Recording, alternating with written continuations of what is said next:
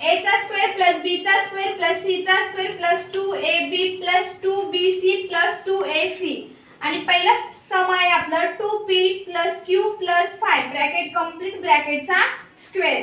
आता हे जे सम आहे ते आपण कशात टाकणार आहे, या फॉर्म्युल्यामध्ये टाकणार आहे। मग आता a चा स्क्वेअर म्हणजे 2p, b चा स्क्वेअर म्हणजे q आणि c चा स्क्वेअर म्हणजे 5।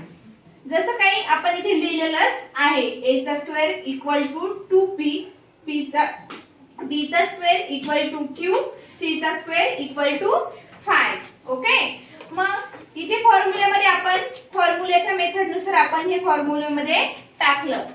2p चा स्क्वेअर प्लस q चा स्क्वेअर प्लस 5 चा square plus 2 multiply 2p multiply q plus 2q 2 multiply q multiply 5 plus 2 multiply 2p multiply 5। Okay, आपण हे पूर्ण आपल्या फॉर्म्युल्यानुसार इथे टाकलेलं आहे। मग आता 2 चा स्क्वेअर म्हणजे 4p प्लस q ला इथे काही संख्या आहेत का, नाही, त्याच्यामुळे आपण q जसं तसंच खाली नोट केला। प्लस 5 चा स्क्वेअर 25 येतो, काय येतो 25। मग प्लस 2 2 जा 4, मग 2 2 जा 4 घेतला आणि pq म्हणून 4pq।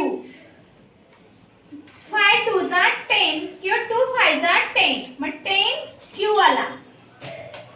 2 2 जा 4 4 5 जा 20 20p आला। म्हणजे आपला पहिल्या समचा आन्सर इथे डन झालं। सम दुसरा आपण पहिले सम बघितलाय, आता सम सेकंड।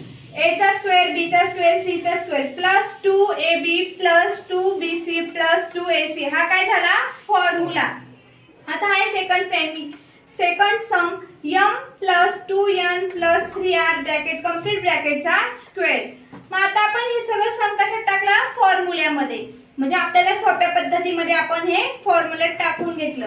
मग m चा स्क्वेअर, आता हा 2 चा स्क्वेअर काय आहे 4n, 3 चा स्क्वेअर काय आहे 9r चा स्क्वेअर प्लस आता आपल्याला हे तिघांची हे तीन जे सम आहे त्यांची आपण मल्टिप्लाय करणार। 2 2 जा 4 4mn प्लस 2 2 जा 4 4 3 जा 12 12nr प्लस 2 3 जा 6 6mr 6mr m square plus 4n plus 9r चा square plus 4mn plus 12nr plus 6mr हे झालं आपलं आन्सर सोप्या पद्धतीमध्ये। थर्ड सम 3x plus 4y minus 5p चा स्क्वेअर ब्रॅकेट कंप्लीट 5 2 चा स्क्वेअर। जसं आपण हे फॉर्म्युल्यामध्ये टाकलं तसं आता ही थर्ड सम पण आपण फॉर्म्युल्यामध्येच टाकणार आहोत। 3x चा square bracket complete plus 4y bracket complete ब्रॅकेटचा square plus bracket minus 5p bracket complete ब्रॅकेटचा square plus 2 multiply bracket 3x bracket complete multiply bracket 4y bracket complete plus 2 multiply bracket 4y bracket complete multiply minus 5p bracket complete plus 2 multiply 3x minus 5y। आता इथे 3 चा square काढणार आहोत, हे झालं आपल्या फॉर्म्युल्यामध्ये टाकून। फॉर्म्युल्यामध्ये टाकल्यानंतर आपण आता 3 चा स्क्वेअर काढणार। 3 चा स्क्वेअर येतो 9x चा स्क्वेअर प्लस 4 चा स्क्वेअर येतो 16, जसं काही तुमचा पार्ट असतात हे स्क्वेअर 16 चा y चा स्क्वेअर प्लस 5 चा स्क्वेअर 25 प्लस 3 2 चा 6 6 4 चा 24 मग 24 नंतर x आणि y हे दोन्ही पण इथे नोट डाउन करायचे। 24xy मायनस 4 2 जा 8 8 5 जा 14 14yp 40yp आणि मायनसचं चिन्ह द्यायचं। इथे कसं चिन्ह द्यायचं मायनसचं, इथे मायनस असल्यामुळे आपण इथे मायनस घेतो। नंतर 2 3 जा 6 6 5 जा 13 13xp 13xp सेट 5.4 मधला आपला आहे चौथा क्वेश्चन।